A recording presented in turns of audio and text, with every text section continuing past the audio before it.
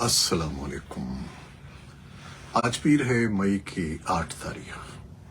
پاکستان میں اخر شام کے 7، بھارت میں 7:30 اور یہاں ہمارے اسٹوڈیوز کی گھڑیوں میں صبح کے 10 بج رہے ہیں۔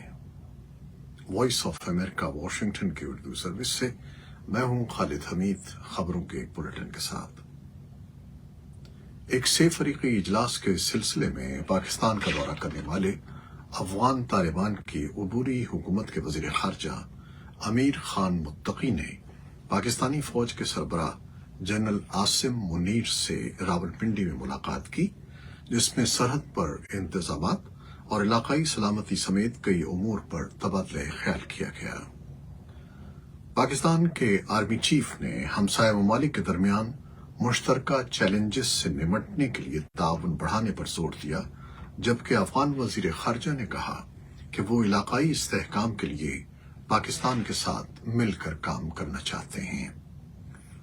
افغان وزیر خارجہ کی سربراہی میں وفد نے اسلام آباد میں اتوار کو پاکستان کے وزیر خارجہ بلاول بھٹو زرداری سے ملاقات میں مختلف امور پر تبادلہ خیال کیا۔ افغان طالبان کے قائم مقام وزیر خارجہ امیر خان متقی نے کہا ہے کہ پاکستان اور کالعدم تحریک طالبان پاکستان TTP کو باہمی طور پر اپنے معاملات حل کرنے کی ضرورت ہے۔ امیر خان متقی نے یہ بات اسلام آباد میں اسلام آباد انسٹیٹیوٹ آف اسٹریٹجک اسٹڈیز میں گفتگو کرتے ہوئے کہی۔ انہوں نے یہ بات ایک ایسے وقت میں کہی جب حال ہی میں پاکستان، چین اور افغانستان کے وزرائے خارجہ کا افغانستان کے حوالے سے 6 فریقی اجلاس اسلام آباد کی میزبانی میں منعقد ہوا۔ ہفتے کے روز بلاول بھٹو زرداری کے ہمراہ چین کے وزیر خارجہ چنگانگ نے ایک پریس کانفرنس میں افغان طالبان پر زور دیا کہ وہ ہمسایہ ممالک کی سیکیورٹی سے متعلق تحفظات کو سنجیدگی سے لیں۔ پاکستان کے لیے IMF کے قرض پروگرام کا مستقبل قریب میں دوبارہ شروع ہونا اب مشکل محسوس ہو رہا ہے۔ ایک جانب بین الاقوامی مالیاتی فنڈ کی جانب سے پروگرام کو دوبارہ شروع کرنے کے کوئی اشارے نہیں مل رہے ہیں، تو دوسری جانب پروگرام کی بحالی کو پاکستان کے کسی حد تک معاشی استحکام اور دیوالیے سے بچاؤ کے لیے ضروری قرار دیا جا رہا ہے۔ ایسے وقت میں جب پروگرام کی تکمیل میں صرف 2 ماہ سے بھی کم وقت رہ گیا ہے، تجزیہ کاروں کو شک ہے کہ یہ اتنے کم وقت میں مکمل نہیں ہو پائے گا، کیونکہ پروگرام کے تحت 9واں جائزہ گزشتہ 7 ماہ سے التوا کا شکار ہے۔ صرف یہ نہیں بلکہ پروگرام کے تحت 10ویں اور 11ویں جائزے بھی باقی ہیں۔ تفصیلات کے لیے ہمارے سوشل میڈیا پلیٹ فارمز پر آئیے۔ پاکستان کے صوبہ خیبر پختونخوا کے سیاحتی علاقے کالام کی پہاڑی چوٹیوں پر ہونے والے برف باری اور ژالہ باری نے مئی کے پہلے ہفتے میں دسمبر جیسی سردی کی صورتحال پیدا کر دی ہے، تو دوسری طرف اس سے حال ہی میں عارضی طور پر بحال کیے جانے والی کالام بحرین روڈ کو بھی خطرات سے دوچار کر دیا ہے، جس سے سیاحت کے شعبے سے تعلق رکھنے والے ہوٹل مالکان، کاروباری اور تجارتی شعبوں سے وابستہ افراد پریشان دکھائی دیتے ہیں۔ افغانستان کے لیے یورپی یونین کے وفد نے ایک بیان میں کہا ہے کہ وفد نے اتوار کے روز افغانستان میں موسمیاتی تبدیلی پر ایک مباحثے کی میزبانی کی۔ اس اجلاس کی صدارت افغانستان کے لیے chargé d'affaires Raffaella Iodice اور ورلڈ بینک کی country director Afghanistan Melinda Good نے کی۔ افغانستان کے لیے یورپی یونین کے خصوصی ایلچی تھامس نکلسن نے بھی شرکت کی۔ انہوں نے کہا کہ آج ہماری بات چیت کا مقصد افغانستان میں موسمیاتی تبدیلی پر بات چیت کا دوبارہ آغاز کرنا ہے۔ انہوں نے کہا کہ ہم سب مل کر افغان عوام کی زندگیوں میں تبدیلیاں لا سکتے ہیں اور سب کے لیے ایک زیادہ پائیدار، لچکدار اور خوشحال مستقبل بنا سکتے ہیں۔ اقوام متحدہ نے اپنی ایک رپورٹ میں افغانستان میں طالبان کے قبضے کے بعد سرعام پھانسی دینے، کوڑے مارنے اور سنگسار کرنے کی سزاؤں پر کڑی تنقید کی ہے اور ان سزاؤں کے خاتمے کا مطالبہ کیا ہے۔ رپورٹ میں کہا گیا ہے کہ جسمانی تکلیف پہنچانے کی یہ سزائیں عالمی کنونشن کی خلاف ورزی ہیں اور ان پر عمل درآمد بند ہونا چاہیے۔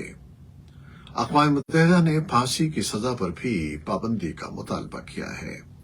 رپورٹ پر طالبان کی وزارت خارجہ نے کہا کہ افغانستان کا قوانین کا تعین اسلامی اصولوں کے مطابق ہے اور ملک کے شہریوں کی اکثریت ان اصولوں پر عمل کرتی ہے۔ بھارتی نژاد امریکی اجے پال سنگھ بنگا جو 2 جون کو 5 سال کی مدت کے لیے ورلڈ بینک کی صدارت سنبھالیں گے، ان کے بارے میں معیشتی امور اور اقتصادیات کے کئی ماہرین کا خیال ہے کہ وہ اس بڑے بین الاقوامی ادارے کے لیے تبدیلی کا چہرہ ہوں گے۔ خود بنگا کا کہنا ہے کہ وہ اپنی ٹول کٹ میں موجود تمام آلات کا بروقت اور صحیح استعمال کریں گے اور عالمی بینک کے اہم اہداف کو کم سے کم مدت میں حاصل کرنے کی بھرپور کوشش کریں گے۔ بھارت کی ریاست راجستھان کے گاؤں میں انڈین ایئر فورس کا طیارہ گرنے سے 3 افراد ہلاک اور متعدد زخمی ہو گئے ہیں، جبکہ پائلٹ محفوظ رہا ہے۔ پیر کو MiG 21 فائٹر جیٹ طیارے نے معمول کی تربیتی پرواز کے لیے راجستھان کے سورت گڑھ ایئر اسٹیشن سے اڑان بھری تھی، جس کے بعد وہ ضلع ہنومان گڑھ میں کریش ہو گیا۔ بھارتی فضائیہ کے مطابق طیارے کا پائلٹ حادثے میں محفوظ رہا۔ روسی افواج نے 9 مئی کو اپنی فتح کے دن کی پریڈ سے پہلے یوکرین پر حملوں میں اضافہ کر دیا ہے۔ یوکرین کے حکام کا کہنا ہے کہ پیر کو دارالحکومت کیف پر ڈرون اور کروز میزائلوں سے حملہ کیا گیا۔ یوکرین کی اول نائب وزیر خارجہ ایمن زپارووا نے ٹویٹ کیا کہ یوکرینی فورسز نے ایرانی ساختہ 35 شاہد ڈرون کو مار گرایا، لیکن اس کا ملبہ کیف میں اپارٹمنٹ کی عمارتوں سے ٹکرا گیا اور 5 افراد زخمی ہو گئے۔ بحیرہ اسود کے شہر اوڈیسا میں زپارووا نے کہا کہ روسی میزائلوں نے خوراک کے گودام اور تفریحی مقام کو نشانہ بنایا۔ مشرقی یوکرین میں زاپورژیا نیوکلیئر پاور پلانٹ کی حفاظت کے بارے میں خدشات اتوار کو اس وقت بڑھ گئے جب روسی حکام نے نیوکلیئر پاور پلانٹ کے آس پاس کی 18 بستیوں سے شہریوں کو نکالنے کا حکم دیا۔ یہ پلانٹ روسی اور یوکرینی افواج کے درمیان لڑائی کے اگلے مورچوں کے قریب ہے۔ یوکرینی حکام کے مطابق روس نے پلانٹ کے پڑوس میں واقع یوکرین کے زیر قبضہ قصبے نکوپول پر 30 سے زائد گولے فائر کیے، جس سے ایک 72 سالہ خاتون ہلاک اور 3 دیگر زخمی ہو گئے۔ ایسوسی ایٹڈ پریس کے مطابق یوکرین نے پلانٹ کے آس پاس کے علاقوں میں بھی حملے کیے ہیں۔ انٹرنیشنل ایٹامک انرجی ایجنسی کے سربراہ رافائل گروسی نے ہفتے کے روز ایک بیان میں کہا کہ پلانٹ کے قریب کی صورتحال غیر متوقع اور ممکنہ طور پر زیادہ خطرناک ہوتی جا رہی ہے۔ انہوں نے کہا کہ ہمیں ایک شدید جوہری حادثے کے خطرے اور آبادی اور ماحولیات کے لیے اس سے منسلک نتائج کو روکنے کے لیے ابھی سے کارروائی کرنی چاہیے۔ یوکرین کے صدر ولادیمیر زیلنسکی نے پیر کو ایک ویڈیو پیغام میں کہا کہ یوکرین میں روسی افواج کو اسی طرح شکست دی جائے گی جس طرح نازی جرمنی کو دوسری جنگ عظیم میں شکست ہوئی تھی۔ یوکرینی رہنما نے اپنے خطاب میں 8 مئی کو جرمنی کی فتح کا یاد منانے کا اعلان کیا، جیسے مغربی اتحادی مناتے ہیں۔ انہوں نے کہا کہ یہ روس کے برعکس ہے جو 9 مئی کو اپنا جشن مناتا ہے۔ زیلنسکی نے کہا کہ یوکرین اس کے بجائے 9 مئی کو یوکرین کے لیے یورپ کی حمایت کے احساس کے طور پر منائے گا۔ فرانسیسی صدر ایمانوئل میکرون نے بھی پیر کو نازیوں کے خلاف فتح اور یورپ میں دوسری جنگ عظیم کے خاتمے کی 78ویں سالگرہ کے موقع پر نامعلوم فوجی کی مقبرے پر پھول کی چادر چڑھائی اور دیا جلایا اور جنرل ڈی گال کے مجسمے کے سامنے پھول رکھے اور انہیں خراج عقیدت پیش کیا۔ اس موقع پر ان کے ساتھ فرانس کی وزیر اعظم، وزیر دفاع اور دیگر حکام بھی موجود تھے۔ سوڈان کے دونوں متحارب دھڑوں کے ایلچی سوڈان میں انسانی ہمدردی کی راہداری کھولنے کا انتظام کرنے کے لیے سعودی عرب میں ہیں۔ فریقین نے اصرار کیا ہے کہ وہ شمالی افریقی ملک میں صرف انسانی صورتحال کو کچھ مدد پہنچانے کے لیے ایک دوسرے کے سامنے بیٹھے ہیں اور جنگ بندی پر بات چیت نہیں کر رہے۔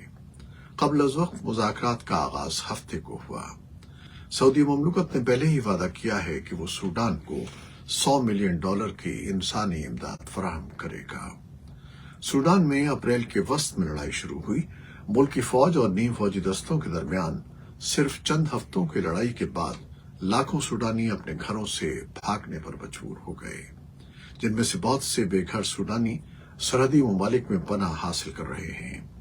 سوڈان کی فوج، جس کی سربراہی جنرل عبد الفتاح برہان کر رہے ہیں، اور پیراملٹری ریپڈ سپورٹ فورسز، جن کی سربراہی جنرل محمد حمدان داغلو کر رہے ہیں، دونوں کے درمیان 15 اپریل کو لڑائی شروع ہونے کے بعد سے ملاقات نہیں ہوئی ہے۔ جنگ بندی کے نازک معاہدے تنازعات کو ختم کرنے یا تشدد کو کم کرنے کے لیے بہت کچھ کرنے میں بھی ناکام رہے ہیں۔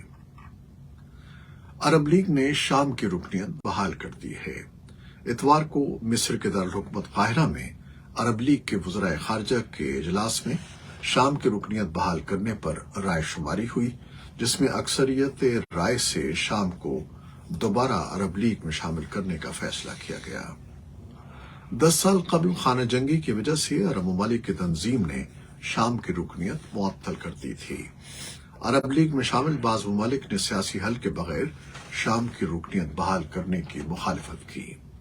امریکہ کے دفتر خارجہ نے اس فیصلے پر تحفظات کا اظہار کرتے ہوئے کہا کہ وہ شام میں عرب ممالک کے مشترکہ اہداف کا حامی ہے، لیکن شام میں جاری تنازع کے حل کے لیے صدر بشار الاسد کے عزائم پر اسے تحفظات ہیں۔ امریکہ کی ریاست ٹیکساس کے سرحدی شہر براؤنسویل میں اتوار کو تارکین وطن کی پناہ گاہ کے باہر ایک بس اسٹاپ پر کھڑے مسافروں پر ایک SUV کے چڑھ جانے سے کم از کم 8 افراد ہلاک اور 10 زخمی ہو گئے۔ بشپ ایزک سان پیڈرو اوزانم سینٹر کے شیلٹر ڈائریکٹر وکٹر مالڈوناڈو نے کہا کہ انہوں نے حادثے کے بارے میں ایک کال موصول ہونے کے بعد اتوار کی صبح شیلٹر کی نگرانی کرنے والے کیمرے کی ویڈیو کا جائزہ لیا ہے۔ انہوں نے کہا کہ عینی شاہدین نے ڈرائیور کو پکڑ لیا، جو موقع واردات سے بھاگنے کی کوشش کر رہا تھا، جبکہ ہلاک اور زخمی ہونے والوں میں زیادہ تر وینزویلا کے تارکین وطن ہیں۔ یہ تھیں وہ خبریں جو فیس بک لائیو پر ہم نے آپ کے لیے پیش کی۔ ہماری ویب سائٹ، یوٹیوب اور پوڈ کاسٹ پر یہ بلیٹن آپ کے لیے پوسٹ کر دیا جاتا ہے۔